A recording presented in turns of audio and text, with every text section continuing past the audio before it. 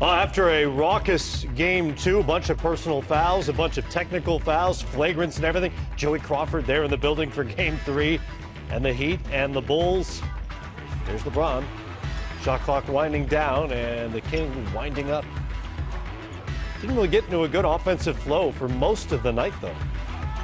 Some of that had to do with Chicago's defense. Some of it was just LeBron. Boozer misses. Joakim Noah back to Boozer for the dunk. We're tied up. Noah from Nate Robinson. That's that little man, Nate Robinson, creating space, creating opportunities for his teammates. Robinson and Bellinelli, neither one is really a point guard, per se, but they accounted for 13 assists between the two of them.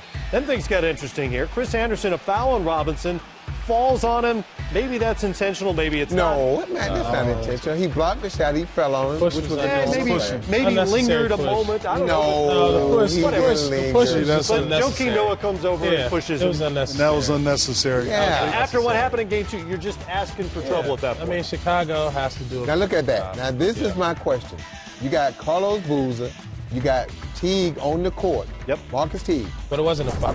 Well, according to the rules, if you step on that court, you cross the line. In an altercation. You're going to be suspended automatically for the next game. The question is, was that an altercation? This is an altercation. That's altercation. Nazr Mohammed inexplicably shoving LeBron James, who had picked up the technical foul after this foul. First of all, why is Mohammed fouling James in the open floor on a 3-on-3? Stop the break.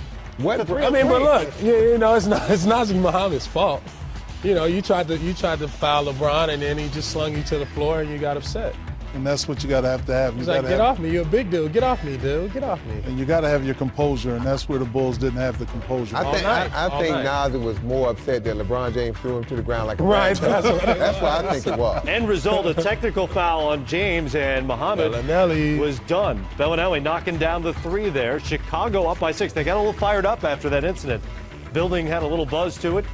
Chris Bosh knocking down jumpers all night long, and he carried them offensively. My old player, Chris Bosh, the guy that we never talk about much, but Eric Spoelstra always gives him the credit that they're only going to win when Chris Bosh plays well. He had a double-double at the half, and then Shane Battier knocks down the three.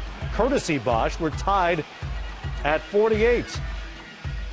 I know we're here to play a basketball game, to try to win a basketball game, and all the extra curriculum is not even really needed. But if it's here, you know, we accept the challenge. Challenge accepted, he says.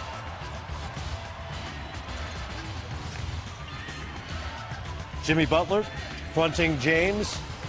That's just good offense. Yeah, it is. I mean, but one thing Butler's got to do, when he sees that he's got to force LeBron James deeper, push him under the basket to take away that lob. And then you got to have ball pressure. Rick says it all the time.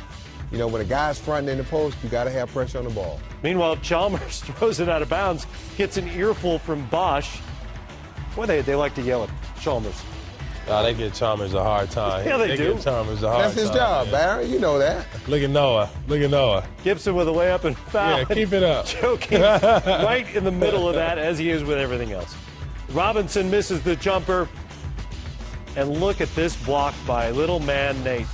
Great defense by both Noah, who got a hand on the ball, and the little Robinson. man. I'm telling you, man. Get that out of here. That's why, Rick, that's why we didn't allow little guys to come to the basket. See? Same thing. You don't want to cheer for no little guy. Just get him out of the way. Get him on out the way. Bellinelli called for the charge. 5th foul of the game. That hurt. I think that hurt Chicago a lot, Bellinelli, you know, getting in foul trouble. That's one of those horse shots LeBron James was making. That hurt him a lot, too. The reaction from Noah was priceless as he tried to scramble over there to stop James. Butler and one. Chicago up 73-72. My guy. Bosh. Chris Bosh, corner 3 drops. He was one of 2 of the night from out there, 20 and 19 for Bosh. James to Wade.